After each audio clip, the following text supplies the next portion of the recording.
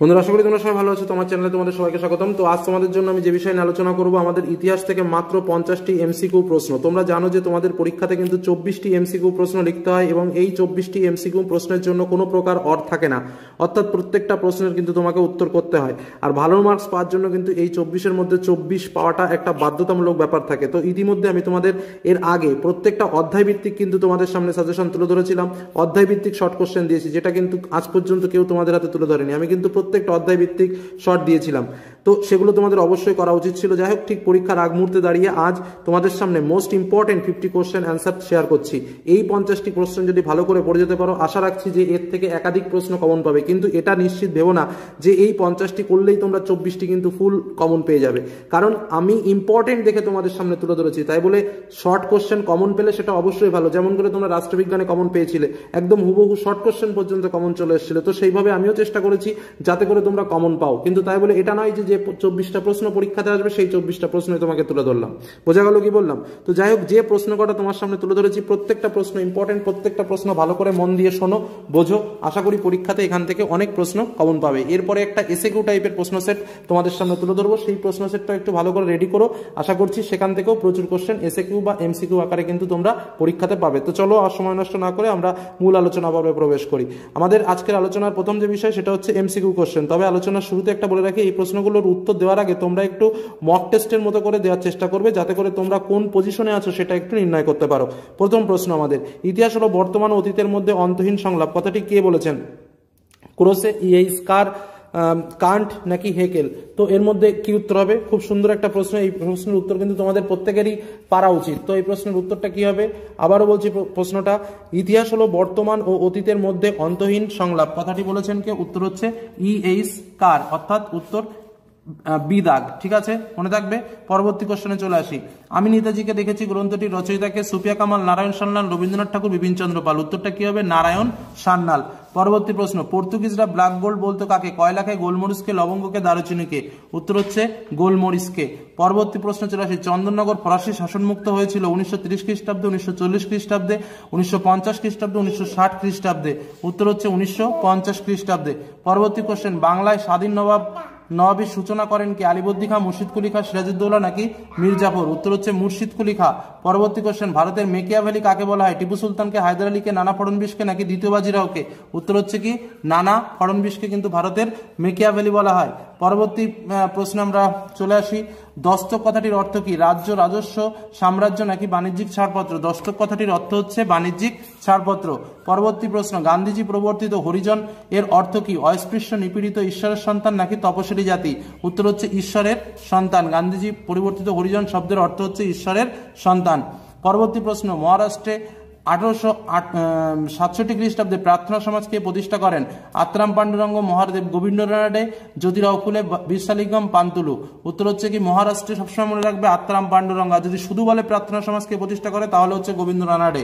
পরবর্তী প্রশ্ন, 1915 খ্রিস্টাব্দে চীনের ওপর 21 দফা দাবি কে পেশ করেন? অপশনে কি রয়েছে? জাপান, জার্মানি, ব্রিটেন নাকি ফ্রান্স? তো এই ক্ষেত্রে উত্তরটা কি হবে? উত্তরটা কিন্তু খুবই সহজ এবং তোমাদের পারা উচিত। তো 21 দফা দাবি পেশ করেছিল কে? উত্তর এ দাগ, জাপান। পরবর্তী প্রশ্ন চলে আসি, ভারতে প্রথম মে দিবস পালিত হয় 1905 খ্রিস্টাব্দে, 1920 খ্রিস্টাব্দে, 1923 খ্রিস্টাব্দে, 1927 খ্রিস্টাব্দে? উত্তরটা কি হবে? এটাও কিন্তু খুব একটা ইম্পর্টেন্ট প্রশ্ন। উত্তরটা হচ্ছে 1923 খ্রিস্টাব্দে, অর্থাৎ উত্তর সি দাগ। পরবর্তী প্রশ্ন, 1943 খ্রিস্টাব্দে বাংলা দুর্ভিক্ষের সময় ভারতের ভাইসরয় কে ছিলেন? Lord Wavell, Lord Ripon, Lord Irwin, Robert Clive? তো উত্তরটা কি হবে? উত্তরটা হচ্ছে লর্ড ওয়াভেল, অর্থাৎ উত্তর এ দাগ। পরবর্তী প্রশ্ন চলে আসি, আসামে ভারত ছাড়ো আন্দোলনে উল্লেখযোগ্য অবদান কে রেখেছিল? মাতঙ্গিনী হাজরা, কনকলতা বড়ুয়া, ভোগেশ্বরী ফুকেনিনি নাকি অরুণা আসফ আলী? তো এর মধ্যে উত্তরটা কি হবে? উত্তরটা হচ্ছে কনকলতা বড়ুয়া, অর্থাৎ উত্তর বি দাগ। আবারও বলছি, উত্তরটা হচ্ছে কনকলতা বড়ুয়া আসামে ভারত ছাড়ো আন্দোলনে উল্লেখযোগ্য অবদান রেখেছিলেন। পরবর্তী প্রশ্নে আমরা চলে আসি, 1995 খ্রিস্টাব্দে সীমানা কমিশনের প্রধান কে ছিলেন? Lord Mountbatten, Lord Wavell, sir Pethick Lawrence নাকি র্যাডক্লিফ? খুব সুন্দর একটা প্রশ্ন। তো এটার উত্তর কি হচ্ছে? 1947 খ্রিস্টাব্দে সীমানা কমিশনের প্রধান ছিলেন লর্ড মাউন্টব্যাটেন। পরবর্তী প্রশ্ন, দ্বিতীয় বিশ্বযুদ্ধের সময় মার্কিন রাষ্ট্রপতি কে ছিলেন? উড্রো উইলসন, রুজভেল্ট, হুভার নাকি ট্রুম্যান? খুব সহজ একটা প্রশ্ন, উত্তর হচ্ছে রুজভেল্ট। পরবর্তী কোশ্চেনে চলে আসি, ইয়াল্টা সম্মেলন আহত হয় 19 43 খ্রিস্টাব্দে, 1944 খ্রিস্টাব্দে, 1945 খ্রিস্টাব্দে নাকি 1946 খ্রিস্টাব্দে? উত্তর হচ্ছে 1945 খ্রিস্টাব্দে ইয়েল্টার সম্মেলন আহত হয়েছিল। পরবর্তী প্রশ্ন, বান্দুং সম্মেলনে চীনের প্রতিনিধিত্ব কে করেছিলেন? মাও জেডং, চোয়েন লাই, সান ইয়াতসেন নাকি চিয়াং কাই শেক? খুব ইম্পর্টেন্ট একটা প্রশ্ন এবং পরীক্ষায় কিন্তু আসার মতো প্রশ্ন। উত্তরটা হচ্ছে চৌ এন লাই, অর্থাৎ উত্তর বিদাগ, মনে থাকবে। তারপরে কোশ্চেনে চলে আসি, শান্তিপূর্ণ সহাবস্থান নীতির প্রবক্তা কে ছিলেন? বুলগানিন, ডক্টর সুকর্ণ, ব্রেজনভ নাকি গর্বাচেভ? উত্তর হচ্ছে কি ডক্টর সুকর্ণ, অর্থাৎ উত্তর বিদাগ। পরবর্তী প্রশ্ন, সার্কের প্রথম শীর্ষ সম্মেলন কোথায় অনুষ্ঠিত হয়েছিল? একদম সহজ প্রশ্ন, উত্তর হচ্ছে কি ঢাকাতে। পরবর্তী প্রশ্ন চলে আসি, মায়ানমারের পূর্ব নাম কি? বর্মা, সিংহল, মালয়েশিয়া নাকি মালদ্বীপ? তো উত্তরটা কি হচ্ছে বার্মা। পরে কোশ্চেন, অ্যাঙ্গালোতে প্রথম উপনিবেশ গড়ে তুলেছিল পর্তুগাল, বেলজিয়াম, ফ্রান্স, ইংল্যান্ড? কোনটা হবে উত্তর? খুব একটা ইম্পর্টেন্ট প্রশ্ন কিন্তু, উত্তর হচ্ছে পর্তুগাল, যে অ্যাঙ্গালোতে প্রথম উপনিবেশ গড়ে তুলেছিল। বাংলাদেশের মুক্তিযুদ্ধে সেনা দিয়ে সাহায্য করেছিল কোন দেশ?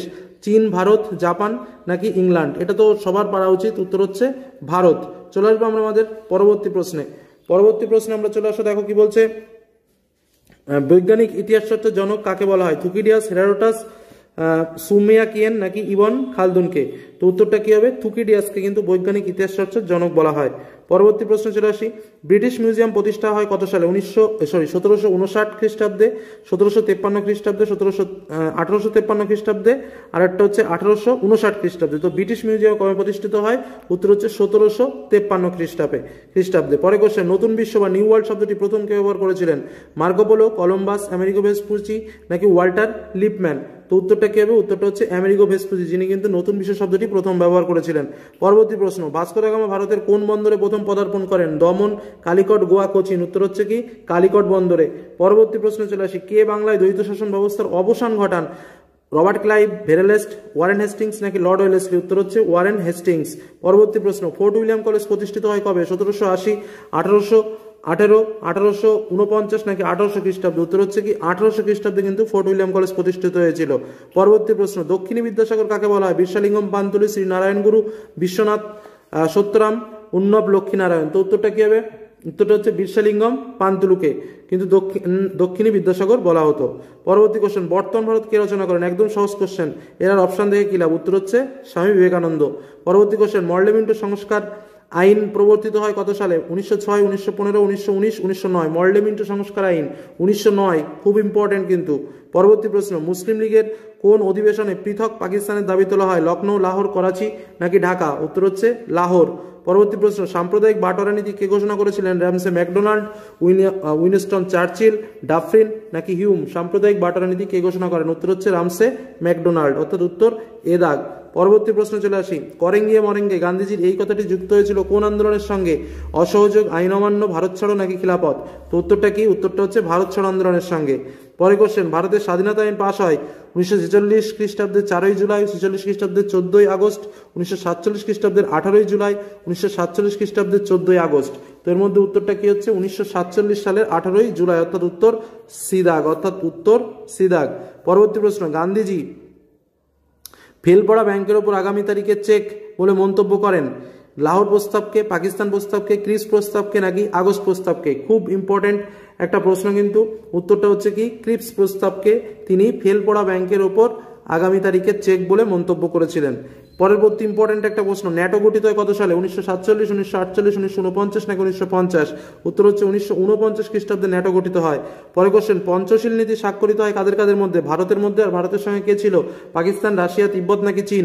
উত্তর হচ্ছে চীন। ভারত ও চীনের মধ্যে পঞ্চশীল চুক্তি স্বাক্ষরিত হয়েছিল। পরে কোশ্চেন, ফুলটন বক্তৃতা কে দিয়েছিল? চার্চিল, রুজভেল্ট, স্টালিন নাকি কেননান? উত্তর হচ্ছে কি চার্চিল, যিনি ফুলটন বক্তৃতা দিয়েছিল। দien bien phu যুদ্ধে কে জয়ী হয়েছিল? ফ্রান্স, ভিয়েতনাম, মার্কিন যুক্তরাষ্ট্র নাকি কম্বোডিয়া? উত্তর হচ্ছে কি ভিয়েতনাম। পরবর্তী কোশ্চেন, ভারতের পরিকল্পনা কমিশন কবে গঠিত হয়েছিল? 1949, 1950, 1951, 1952? তো উত্তরটা কি হচ্ছে 1950 খ্রিস্টাব্দ, অর্থাৎ বিদাগ। পরবর্তী প্রশ্ন চলে আসি, পিসি মৌলানবিশ ভারতের কোন পঞ্চবার্ষিকী পরিকল্পনার খসড়া প্রস্তুত করেছিলেন? প্রথম, দ্বিতীয়, তৃতীয় নাকি চতুর্থ? তো উত্তরটা কি হচ্ছে? উত্তরটা হচ্ছে দ্বিতীয়। পরবর্তী প্রশ্ন চলে আসি, আলজেরিয়ার উপনিবেশ ছিল ফ্রান্সের, ব্রিটেনের, বেলজিয়ামের নাকি হল্যান্ডের? উত্তর হচ্ছে কি ফ্রান্সের। পরবর্তী কোশ্চেন, আন্তর্জাতিক মাতৃভাষা দিবস পালিত হয় আমার ভাইয়ের রক্তে রাঙানো 21 ফেব্রুয়ারি, আমরা সবাই জানি। তো উত্তরটা কি 21 ফেব্রুয়ারি, অর্থাৎ বিদাগ। পরবর্তী কোশ্চেন, রূপকথা বা কল্পকাহিনীর দেশ কাকে বলা হয়? ভারতবর্ষকে, চীনকে, আমেরিকাকে নাকি জাপানকে? এটা হচ্ছে চীনকে বলা হয়, চীনকে বলা হয়। পরের কোশ্চেন, হাজারদুয়ারি জাদুঘর হলো শিল্প জাদুঘর, প্রত্নতাত্ত্বিক জাদুঘর, ঐতিহাসিক জাদুঘর নাকি সামরিক জাদুঘর? এটা হচ্ছে ঐতিহাসিক জাদুঘর। তারপরে কোশ্চেনে চলে আসি, এটা ঐতিহাসিক জাদুঘর। তারপরে কোশ্চেন, নয়া সাম্রাজ্যবাদ কথাটি প্রথম কে বলেছেন? এটা বলেছেন হচ্ছে হবসন, অর্থাৎ উত্তর সি দাগ। পরবর্তী কোশ্চেন, শিমনোসেকি সন্ধি স্বাক্ষরিত হয়েছিল চীন ও জাপানের মধ্যে, জাপান ও আমেরিকার মধ্যে, চীন ও ইংল্যান্ডের মধ্যে, জাপান ও ইংল্যান্ডের মধ্যে? তো উত্তরটা কি হচ্ছে? চীন ও জাপানের মধ্যে, অর্থাৎ উত্তর এ দাগ। ঠিক আছে, চীন ও জাপানের মধ্যে শিমনোসেকি সন্ধি স্বাক্ষরিত হয়েছিল। আলীনগরের সন্ধি স্বাক্ষরিত হয়েছিল 1756 সালের 9 ফেব্রুয়ারি, 1756 সালের 2 জানুয়ারি, 1757 সালের 9 ফেব্রুয়ারি, 1757 সালের 2 জানুয়ারি। তো উত্তরটা কি হচ্ছে? 1757 সালের 9 ফেব্রুয়ারি। ঠিক আছে, 1757 সালের 9 ফেব্রুয়ারি। আমাদের আজকের আলোচনার লাস্ট যে প্রশ্নটা রয়েছে, দেখো, বাংলায় দ্বৈত শাসনের অবসান ঘটে 1765 খ্রিস্টাব্দে, 1767 খ্রিস্টাব্দে, 1770 খ্রিস্টাব্দে, 1772 খ্রিস্টাব্দে? তো উত্তরটা কি হবে? 1772 খ্রিস্টাব্দে। তো আমরা মোস্ট ইম্পর্টেন্ট 50 প্রশ্ন, একদম বুঝে নাও, মোস্ট ইম্পর্টেন্ট 50 প্রশ্ন তার উত্তর সহ শেয়ার করলাম। প্রশ্নগুলো কিন্তু প্রত্যেকটা ইম্পর্টেন্ট। এর আগে যে সাজেশনগুলো দিয়েছি বড় কোশ্চেনের জন্য, সেগুলো অবশ্যই রেডি করো, আর এই প্রশ্নগুলো ভালো করে পড়ে যাও। আশা করছি এখান থেকে কিন্তু তোমরা পরীক্ষাতে কমন পাবে। এই বলে আজকের আলোচনা শেষ করলাম। সকলে ভালো থেকো, সুস্থ থেকো, সাবধানে থাকো। প্রশ্নগুলো মনে না থাকলে 2 বার 3 বার করে একটু মন দিয়ে শুনে রাখো, তাতেই কাজে লাগবে। এটুকু বলে শেষ করলাম।